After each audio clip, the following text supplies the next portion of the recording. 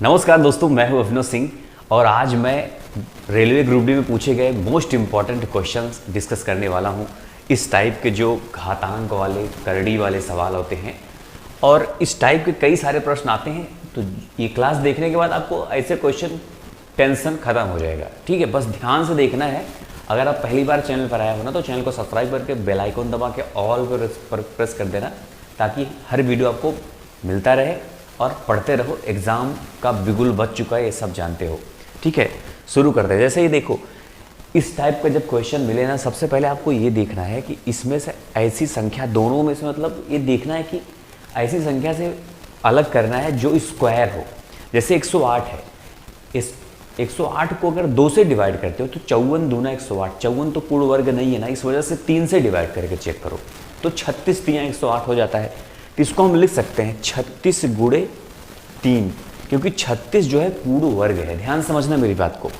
Plus 243 में क्या, कौन सी ऐसी संख्या निकाल लें जो पूर्ण वर्ग हो, तो 81 गुणे 3 दोस्तों, जब 3 आ गया तो इसमें भी 3 ही होगा। 81 गुणे 3, तो 81 क्या है, पूर्ण वर्ग है। तो अब देखो 36 को हम बाहर निकालेंगे, 36 को बाहर निकालेंगे तो क्या हो जाएगा, 6 हो जाएगा। 6 6 36, क्योंकि ये रूट में है, रूट से बाहर निकलता है तो वो 6 हो जाता है। तो 6√3 प्लस 81 को बाहर निकालेंगे तो 9 हो जाएगा। 9 9 81, 9√3 ये बन गया अपना। और बराबर क्या आया है, 25.98। बस इसको इसी पे छोड़ दो एक बार, फिर यहाँ पे बढ़ते हैं, इसको देखते हैं। तो ये क्या लिखा है, 147। अब 147√3 इसमें आ गया ना, तो √3 इसमें भी आना तय है। तो आपको 3 से डिवाइड करना 147 को, तो क्या आ जाएगा 49। तो ये बन जाएगा 49 गुणे 3 अंडर रूट प्लस 192 में भी 3 निकालना है आपको। तो क्या हो जाएगा, ये 3 छंग 18, 3 चौके 12, तो ये हो जाएगा 64 × 3। तो इसको रूट ऐसे लगा देते हैं। अब 49 को बाहर निकालेंगे तो 9 9 7 7 49, 7√3 प्लस ये क्या हो जाएगा 8√3। तो 8 7 15, 15√3 आ गया। और ये 9 6 15√3 बराबर 25.98 है। तो यहाँ तो भी 15√3 ही आया, तो इसकी वैल्यू भी वही हो जाएगा 25.98। मतलब इतनी देर हम लोग को परेशान करने के लिए क्वेश्चन दिया था, इसका उत्तर दोनों का वैल्यू समान है। ये हमें सॉल्व करने के बाद पता चला। ठीक है, अब अगला देखते हैं ऐसे ही सेम। जैसे इसमें ए दिया है तो कह रहा है कि इसका मान ज्ञात करो, और जितने भी ऑप्शंस दिए हैं सब ए से संबंधित हैं। ठीक है, तो 54 को हम ऐसी संख्या निकाल लेंगे जो पूर्ण वर्ग हो। तो क्या हो जाएगा ये, अगर हम 2 से करते हैं, 27 दूना 54 होता है, तो 9 6 के 54 भी होता है। तो 9 और 6 निकाल लेते हैं, 9 गुणे 6, 9 6 54, और यहाँ से भी 6 निकालेंगे तो 25 6 का 150 प्लस 25 गुणे 6 हो जाएगा। रूट में बराबर ए लिखा हुआ है, तो हम 9 को बाहर निकालेंगे, हो जाएगा 3√6 प्लस 5√6। भाई समझे कि नहीं, 25 को बाहर निकालोगे तो 5 बन जाएगा। जो भी रूट से बाहर निकालते, इसलिए पूर्ण वर्ग तो हम ढूंढ रहे हैं, ताकि वो बाहर निकलने के बाद उसका जो वर्गमूल हो वो बाहर निकलता है। तो बराबर ए है। तो 5 3 8√6 बराबर ए दिया हुआ है, इसको इसी पे छोड़ देते हैं। फिर आते हैं इसके तरफ। अब हर जगह √6 निकल रहा है, तो इसमें भी √6 ही निकालना, ध्यान रखना। तो 96 से मतलब 6 जब निकालोगे तो क्या आ जाएगा, 16√6, 16 छक्के 96 होता है, 16 गुणे 6 होगा, और यहाँ पे प्लस 6 से डिवाइड करोगे, 6 3 18, 6 6 36, 36 गुणे 6 हो जाएगा रूट में। ठीक है, अब 16 बाहर निकालेंगे तो 4√6 प्लस 6√6 हो जाएगा, 6 4 10√6 आ जाएगा।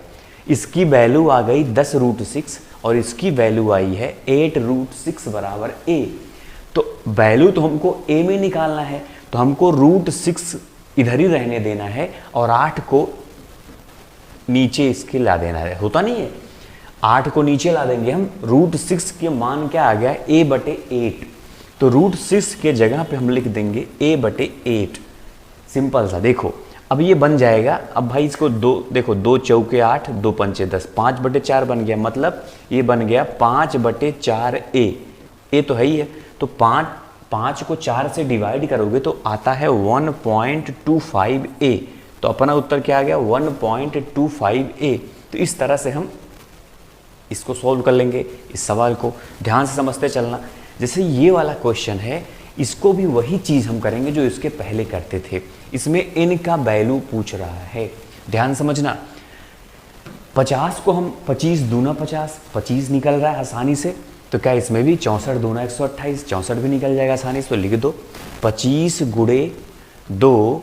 अब 25 गुणे 2 लिखने के बजाय सीधा 5√2 लिख दें तो कोई गलती करेंगे? नहीं करेंगे। डायरेक्ट देखो थोड़ा फास्ट बढ़ेंगे ना, क्योंकि हमको एग्जाम में तो जल्दी से करना है। अभी समझाते समझाते थोड़ा सा फास्ट कैसे करना ये भी समझते चलो।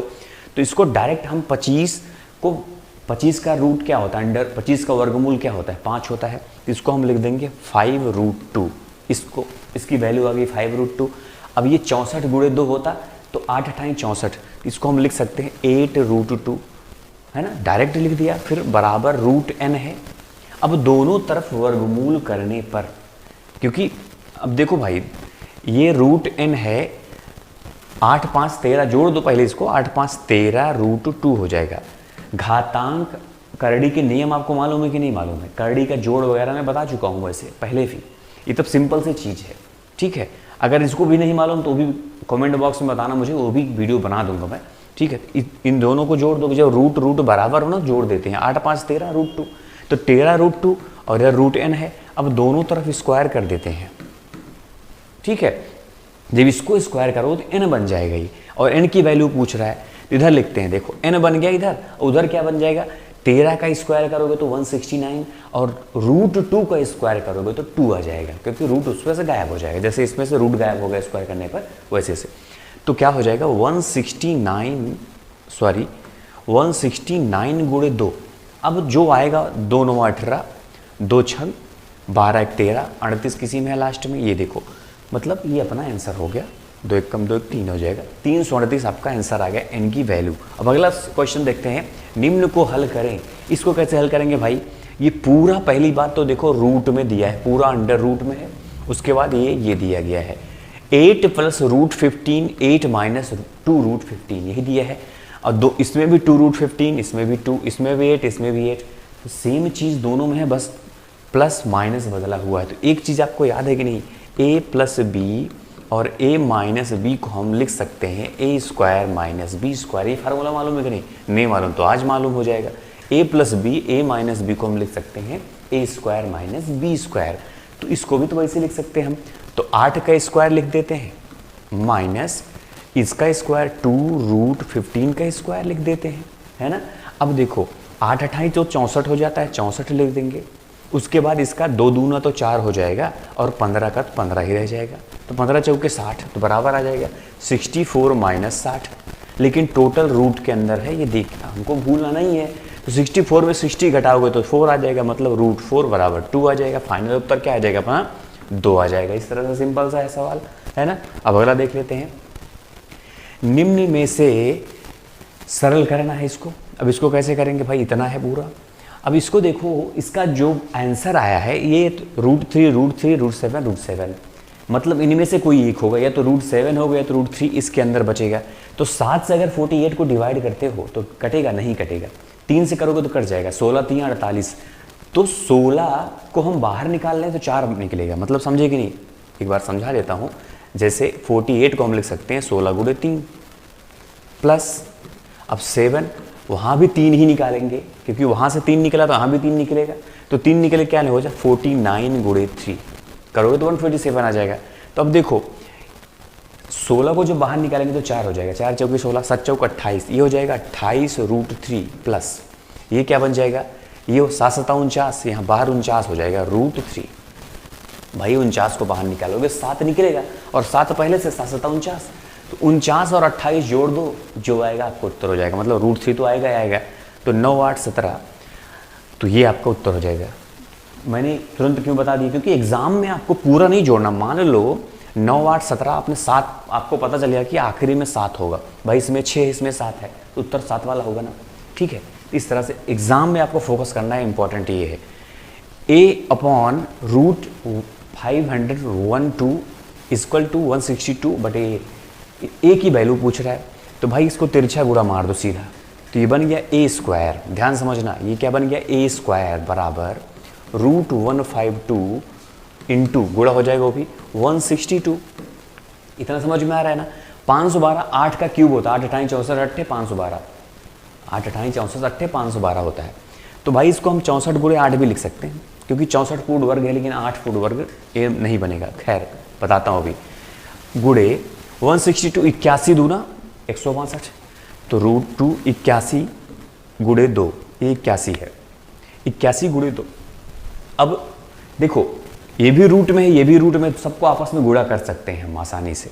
तो मतलब ये क्या बन जाएगा फाइनली 64 गुणे ये 8 गुणे 2 16 हो जाएगा। 64 गुणे 16 कर दो और गुणे 81 पहले से है ही है। अब देखो वर्गमूल निकल जाएगा, 8 अठाई 64, तो इसका 8 बन जाएगा। भाई ऊपर से वर्ग हटा रहे हैं आपको करड़ी। 16 क्या हो जाएगा, 4 चौके 16, 4 81 9 9 81, ये बन गया। 9 चौके 36 और 36 अट्ठे 8 48, 8 24 और 24 4 88, मतलब 28। तो ए स्क्वायर बराबर क्या आ गया 288। लेकिन ए स्क्वायर बराबर 288 आया, पूछ रहा है ए का मान ज्ञात करो। तो ए का मान क्या आ जाएगा, तो ये स्क्वायर इसको हटा दोगे जब, तो यहाँ पर रूट बन जाएगा।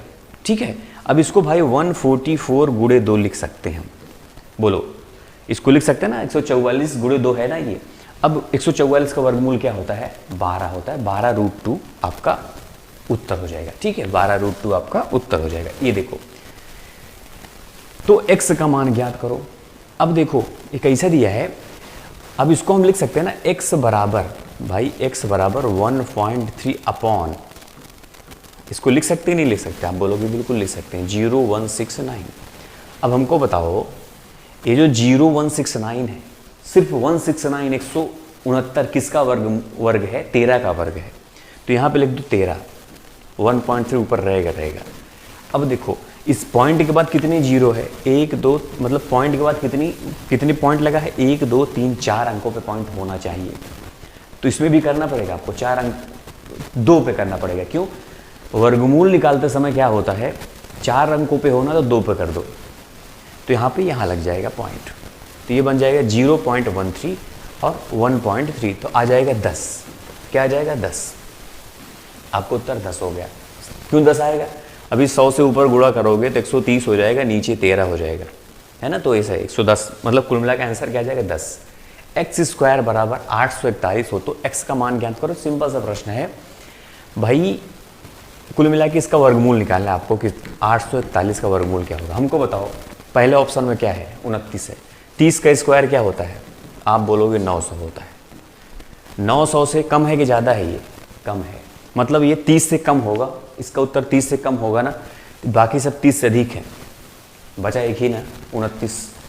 ये तो आइडिया आपको बता रहा हूँ, मान लो आपको एग्जाम में जल्दी से नहीं निकाल पा रहे हो, कुछ कर रहे हो, सीधा ऑप्शन देखो, है ना। आइडिया आपको बता देते चलूँगा मैं। ये सब आइडियाज़ जो मैं बता रहा हूँ उसको ध्यान से समझते चलना, एग्जाम में आपके काम आएंगे। ठीक है दोस्तों, इसको देखो। अच्छा ये वाला तो बड़ा सिंपल है, कैसे, 196 का वर्गमूल क्या होता है आप जानते हो, तो बोलोगे 14 होता है। कितना होता है, 14 होता है। इसको सॉल्व करने के बाद क्या आ जाएगा, 14 आ जाएगा, प्लस 107 रहेगा ऐसे, है कि नहीं। अब 107 में 14 जोड़ोगे तो क्या हो जाएगा, आप बोलोगे 121 हो जाएगा, √121। तो 121 का वर्गमूल क्या होता है 11 होता है, तो क्या आ जाएगा √214 पहले से है।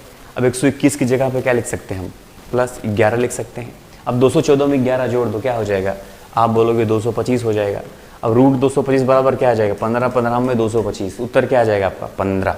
ऐसे सवालों को जब ऐसा सवाल मिले तो राइट साइड से शुरू करना। अगर आपको मिल गया 196 एक पूर्ण वर्ग है किसका, 14 का, बस इधर से करते चलो पहुंच जाएगा अपना आसानी से। ठीक है, अब अगला देख लेते हैं।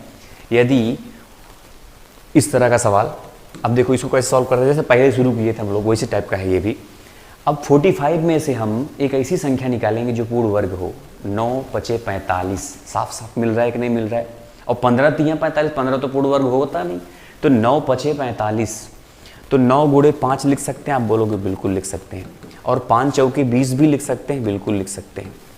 अब 9 को हम बाहर निकालेंगे, 3 √5 हो जाएगा, और प्लस ये हो जाएगा 2 √5 हो जाएगा।